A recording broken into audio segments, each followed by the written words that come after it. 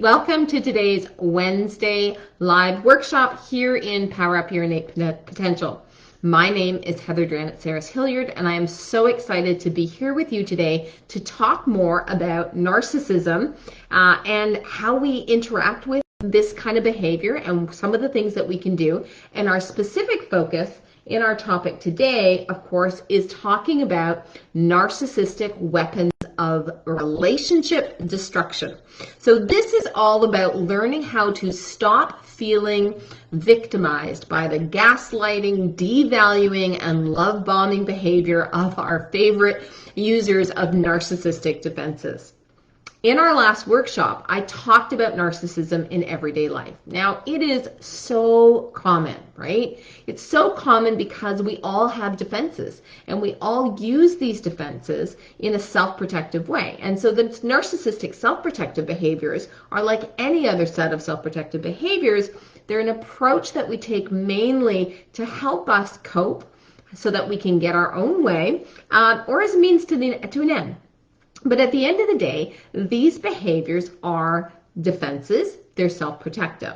Now, just to be clear, we are not talking about narcissistic personality disorder, and that is really, really important to understand. People with narcissistic personality disorder have no choice than to behave the way they do, as it's a mental disorder. What we're looking at here, though, is not those minority of folks, but we're really looking at focusing on, through our workshops and through this series about narcissistic behavior, on those who use narcissistic defenses. Now, we all use them to a degree, but there are certainly those folks in our lives who are going to rely upon them more heavily and whose impact on us as a result of their reliance on these narcissistic defenses is really going to have a significant impact on us. But it's important to remember that when we're using narcissistic defenses, when we're using these narcissistic self-protective behaviors, these people that are using them are actually capable of changing and developing. And that's what really makes the distinction between them and those who actually suffer from the narcissistic personality disorder. Now, narcissistic defenses, for those of you that know and seen and live and experience them, are offensive, right? They're offensive and they are destructive to relationships.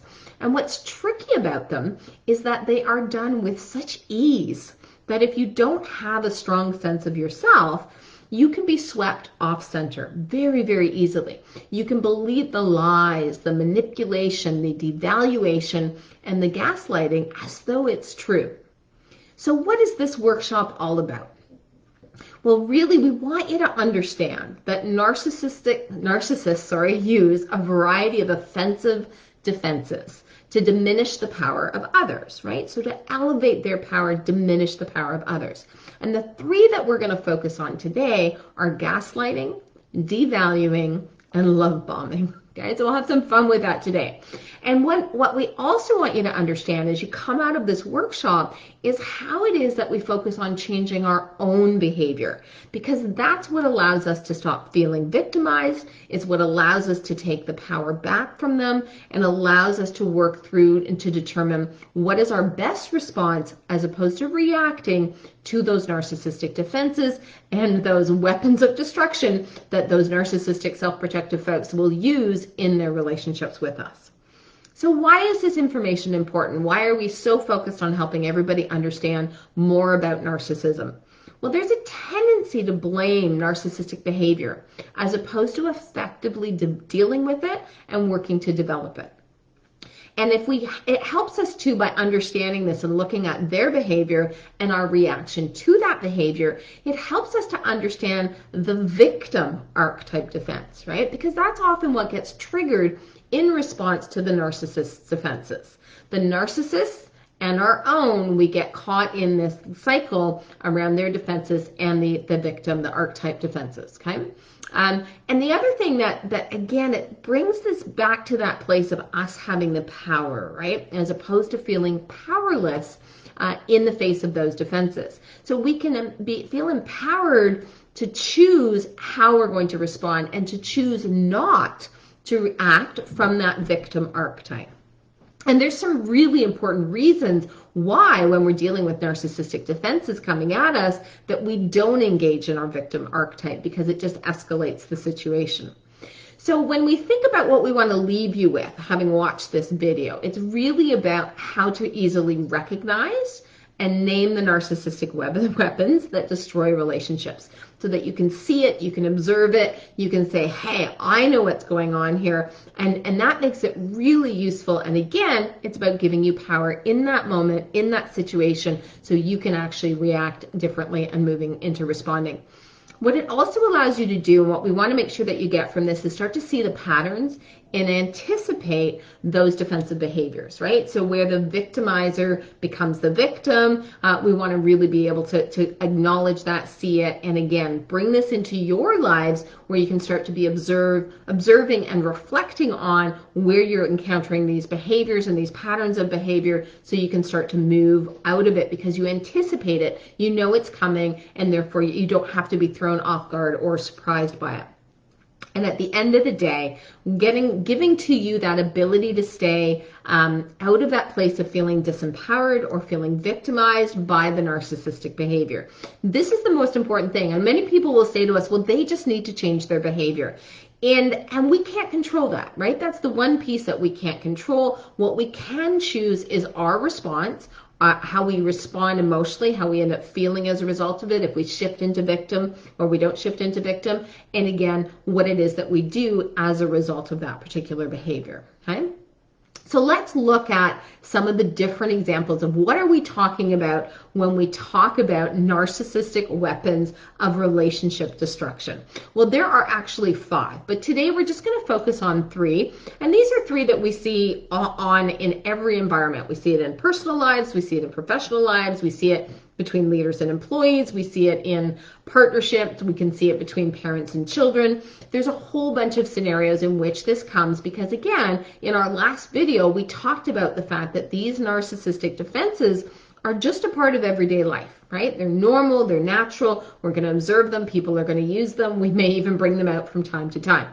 So let's start with gaslighting. Gaslighting it was really interesting because I was having an experience with a client the other day, and I was recalling it to my business partner, Anne, and she said, that's a perfect example of gaslighting. So what is it about gaslighting? So what is gaslighting? What do we mean by that if you're not familiar with that expression? Essentially, it's a strategy that those using narcissistic defenses bring out to trick you into doubting your own memory, doubting your perception, and sometimes even your sanity, because you think, how could I have gotten that so wrong based on what it is that they're saying? They actually use gaslighting to avoid having to take responsibility for what they have done, and they will actually split the world into kind of good and bad, sane and crazy, trying to make you or others around them feel like they fall in the bad, crazy one in the relationship, right? So think about some of your own examples where you've worked with individuals that really rely on these narcissistic defenses. So one of the ones that just as a story to share, I have a client of mine, and they have an individual in the organization in a very, very senior leadership position.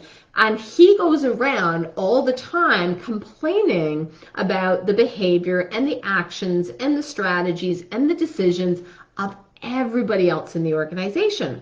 And by doing that, and he complains about it, and that feedback gets to those individuals, or he'll say it to those individuals directly, and then people start second guessing their decisions and their choices, and they start wondering, did I miss something? Now this individual's quite a bit removed from everything. So why is he using this strategy? Well, he's really struggling in his own area of the business. He's not seeing the traction. He's not seeing the results. But by going around and gaslighting everybody else, he's really powerful here because nobody's paying any attention to what's going on in his area, because he's got them all knocked back on their heels wondering, what have I done wrong here, and what am I missing, and what do I need to be doing, and why is he saying that I haven't done this right? And so again, by doing this, he's convinced everybody else to focus their attention on themselves and their own areas and what they might be perceived as doing wrong, rather than actually coming out to him and saying, well, wait a minute, But if we look at what's happening in your area and how are things going there, we might have a different conversation about it. The other thing is when you look at it in your personal life, right? It's the gaslighting can come out as a, well, that's not what I said, or you shouldn't have reacted like that, or I remember sometimes in my relationship with my ex, it would be, he would talk to me as though, I shouldn't have any expectation and I shouldn't believe that. And why would you expect that to happen? And again, as though I didn't have any rights or I didn't have anything that I was entitled to. And he was the one that got to define it. So again, gaslighting is a narcissistic defense that really has us focusing instead on, am I not remembering it right? Did I get this detail wrong? I thought this was what happened. Was my perception off? But even literally, we can see it go so far when you're subjected to it over and over and over again, questioning your sanity around what is going on in your own experience and your interpretation of those experiences. The second one that we see all the time, again, in organizations and in our personal lives, and interestingly enough, I was just talking to my daughter about this in the educational setting, is devaluing. Okay? Now, to keep you in the service of their needs, those that use the narcissistic defenses, they need to affirm their power, right? So that is a big thing. They want to feel powerful, and so they're always looking to affirm their power. So one of the strategies they use to affirm their own power is devaluation. And devaluation leaves the recipient, the person that it's being directed towards, feeling weak and feeling powerless. And really, because the narcissist and those using the narcissistic defenses actually need to feed off of your strengths. They need to feed off of you. They can't bear losing you. They find your vulnerability, whatever that vulnerability is, and they use it against you. And they use it against you so that you will be too insecure to leave them. So maybe you have examples of this in your own life. We see it in relationships, but one of the places we notice it a lot is in organizations. And it will be to the point where individuals will stay knowing they're being devalued, thinking, well, if I just do this and if I just do that, then he'll notice and then I'll get his approval. And they devalue to the point where we see really, really gifted, talented, capable individuals who have no sense of their self because they've been devalued so consistently and systematically by someone typically in a leadership position. Could be the person they report to, could be the people that they or even higher level within the organization. Doesn't even have to be a direct reporting relationship. And we hear it sometimes. I was, in a conversation recently where one of the executives was, talking about individuals within the organization using really devaluing terms, right? And so, putting labels on people that are intended to put them in their place, sort of demean them. I mean, one of the common ones that we've often seen in organizations is, female staff being referred to as girls, right? That's a form of devaluation. In my daughter's example today, she was actually asking for help from the teacher, and the teacher didn't know how to respond to that question. And so instead of simply saying, I'm sorry, I can't help you with that, he started making, well, you should know, it's whatever you did, it's whatever you figure out, it's your, essentially saying to her that there's something wrong with her for even asking him for that question, even though technically he's there to help her and to be supportive because she's in the learning environment, because the question she asked didn't allow him to feel powerful in front of the rest of the students in the class. He ended up shaming her and devaluing her and creating that situation where she felt, stupid, or that there was something wrong with her because she didn't understand the way he was explaining this particular thing to her. And when I talked to her about it, I said, when you're in that situation where you're being devalued like that, is you're having to flip it around always, right? And think about why is that coming at you? But I know even from my own experiences that I never recognized when people were devaluing me. It took me a long time and a lot of work about really starting to notice that behavior and see it. And I started first seeing it when it was being done to other people, and then I was able to pick it out. And then I started to be able to see it when it was actually being done to me. But I didn't have a name for it. I didn't have a way of articulating, oh, that's what it is. And I feel in that moment like I'm less than, right? And that other person therefore is the prize in this situation. And so this is really important to watch for in your environment, because over time, whether it's in your personal life or whether it's in your professional life, it undermines your confidence. And then you're always stuck in that relationship because, again, it makes you too insecure to actually leave them. And we've seen this too with other leaders where they can even go so far as berating the people, telling them that they're stupid, or, getting angry with them and telling them to shut up, all of these kinds of really significantly devaluing behaviors. And the individuals, again, get stuck in that place because they don't they feel victimized and they don't know how to hold their power and stay in their power and recognize that this is about them and it's a defense in order to take their power back, right? So again, the narcissist uses devaluation as a way of making you feel weak and powerless. And it's very, very effective in getting people to back down or getting things to happen the way the narcissist wants them to happen, where the narcissist gets to feel like they're in control and they're safe. And so again, they know they need you, but they don't want to need you, and they certainly want to keep you in a position where you feel too weak to leave them. The third one I want to talk about, the third narcissistic weapons of relationship destruction that I want to talk about tonight, is love bombing. Fascinating term. I love that term, love bombing. One of the things that narcissists do really, really well is they will make you feel like you are the most special, most wonderful, most amazing human being that ever walked the earth. They will tell you how perfect you are and how they've never met anyone like you. Maybe even that you are their soulmate. That's how, again, they love bombing you. They're just dropping all of these things that wrap you up and make you feel so great in that relationship. It's their strategy. It's their strategy to get you. And when you are finally hooked, they withdraw.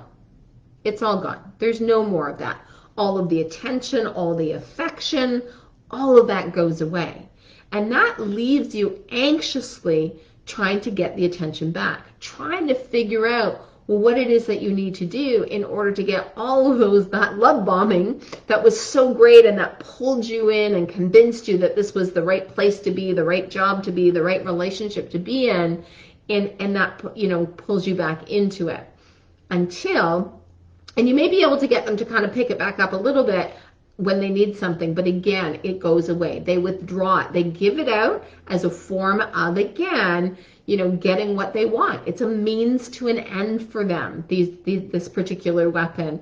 And it is incredibly powerful. And it's what keeps people, when they start to say, okay, that's it, I've had enough, I'm going to leave. And then they drop all of the love bombs. You're the most brilliant person in the world. I can't possibly live without you. We need you so much. How can you do that? Again, makes you feel powerful in that moment. And then the second they've got you, it all goes away again. And so that's the pattern that we can get pulled into with these narcissistic defenses, and really, not being able to hold that sense of powerfulness that we have. We have to. So those are the three. If you want to check out more and learn more about each of these and the other couple that narcissists use, we do have our article that's going to be coming out tomorrow. So more details on that, on the two other strategies or the narcissistic weapons of relationship destruction. We have to learn to really understand our own reactions to narcissistic behavior. This is really important. And I think this is probably the most empowering piece of it. I know even in my own personal experience, when I first started my consulting career, I was young. For starters, I was female. Most of my clients were male. And I didn't understand this devaluing. And I always thought I had done something wrong. And then I was always trying to figure out, okay, how do I not do something wrong again? And not really understanding that, this was a defense that was coming out. So when we learn to recognize these defense strategies that narcissists leave, it allows us to actually set better boundaries, number one. And number two, it allows us to hold our power. Because we can start to separate and recognize that it's not about us, but it's about them. And that is really important, right? Because we're trying to hold our power and not move into that victim archetype. We stop giving our power and we stop giving our authority away when we understand how to navigate the narcissistic behavior and the narcissistic defenses that are coming our way, especially when those relationship weapons get pulled out. We also have to recognize sometimes that we may be better off without them than with them. Okay, this is true in personal relationships. This is definitely true in the workplace, because again, In the workplace, their agenda is to keep us small in order for them to maintain the power. That means the devaluing, the love bombing when they need it, the gaslighting, all of those things that keep us in our place so that they can feel really safe using these narcissistic defenses. Now, the mistake that most people make is that we get pulled into trying to change their behavior, trying to believe that we can change their behavior or the behavior of pretty much anybody else in our relationships. But we can't change narcissistic behavior, okay? We can't change it when people choose to bring out those narcissistic defenses consciously or unconsciously, because it does, in some, it's unconsciously triggered. But we can respond differently to the behavior. We can make that choice as to how it's going to impact on us. We can make that choice as to whether or not we're going to personalize it and internalize it, or how it is we are going to move into it. Defending ourselves against their attacks, defending ourselves against their devaluations, and trying to convince them that they're wrong, with gaslighting as well, trying to bring out information and facts to prove them as being inaccurate, or becoming emotional in that situation only feeds their need for power and attention. So when we think we're stepping into it and we're addressing it, we're actually not. We're just putting more logs on that fire and allowing them to continue on their path with seeing that their narcissistic defenses are working. So I want you to think about how it is that you react when you feel victimized by gaslighting or devaluation. Does "it's not fair" or "how can they think that of me" pop into your head? And then do you jump all automatically to think that you've done something wrong or to apologize for something that you never did? We go into automatic fight, flight, or freeze mode, right? Our fight, flight, freeze defense kicks in. And so we can respond, or react rather, in that instinctual way to their behavior. But again, none of that leaves us feeling powerful, and it doesn't actually resolve the situation for us. Again, they're using their defenses. How we respond, if we respond equally with our defenses, or we go into that victim archetype, it's not actually going to make the situation any better. So what we really have to do is to stop reacting, right? Is to know it, to recognize it. Oh, there's some gaslighting. Oh, there's devaluation. Oh, and it's funny because sometimes I'll be in a meeting with a client, I'll point that out and say, oh, that's a devaluating statement. And it's like, oh yeah, because they knew, they could feel the impact, but they didn't think about it in that moment. So again, we need to stop reacting to the behavior by becoming more aware of it. But we also have to decide a couple of really, really key things when we are working with someone with narcissistic defenses, or who rely heavily on narcissistic defenses. First of all, do you want to stay in the relationship? You really have to think hard about that one, because of the cost to you, the impact on you, what it does to you. Do you want to stay in it? Do you maybe stay in the relationship, but do you need to see less of that person? Do you need to manage it and to boundary it and to limit the impact that they can have? Sometimes it means having a 5-minute rule or a 1-hour rule where you know that it can stay above the line before it starts to shift down into these other kinds of behaviors, right? And again, that can be with family, it can be with friends, it can be with people that we work with. But most importantly, the one thing, especially if we say, yes, we want to stay in the relationship, no, we can't necessarily see less of that person, maybe they're our boss, but we love everything else about our job, we have to learn to depersonalize that behavior so we don't get sucked into it. So again, it doesn't impact us, it doesn't have the same cost to us, and we can hold on to our power, right? Most important thing, and that's what we're always here talking about in terms of powering up our innate potential, is being able to hold our own power and authority in situations, to be able to set boundaries, to be able to choose how we respond rather to react. So what I want you to do as we wrap up our session here today, is I want you to really start thinking about situations where you encounter these narcissistic weapons that are pulled out of relationship destruction: devaluing, gaslighting, love bombing. Are you aware of it? Do you see it, in meetings, in those places where you believe that person, or maybe you've labeled that person as being narcissistic? And again, that's okay, but what are they doing, right? And what is the impact on you? How are you reacting in that moment? How is it making you feel? And how do you start separating out their behavior from you?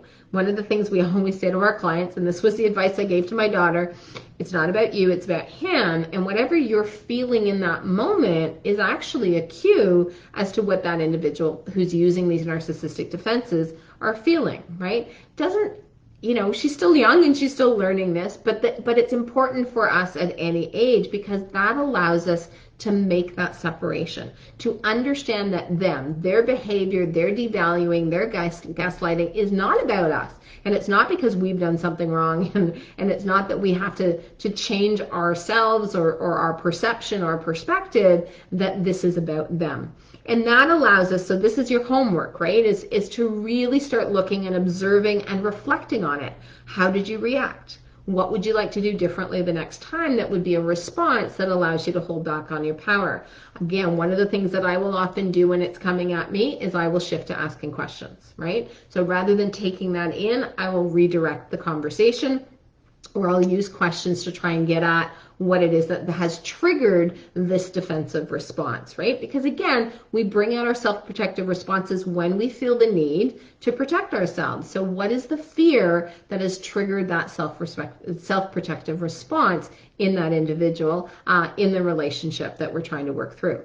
So observe and reflect on these situations where you're encountering these narcissistic defenses, plan your response for the next time, and really sort of start to cultivate that separating out. It's not about me, it's about them, and that allowing yourself that ability to hold on to your power in those interactions.